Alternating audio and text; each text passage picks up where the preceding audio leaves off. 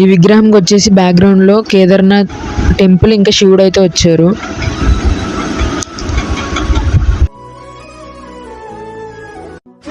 ఇంకా వినాయకులకి painting work అయితే జరుగుతుంది.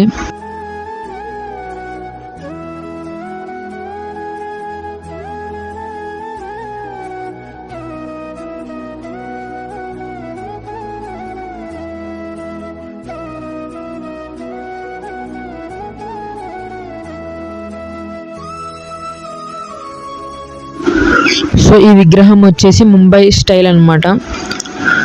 అటు ఇటు హంసలు అయితే వచ్చినాయి. ఇవన్నీ కూడా అదే మోడల్ కానీ డిఫరెంట్ కలర్స్ అయితే ఉన్నాయి.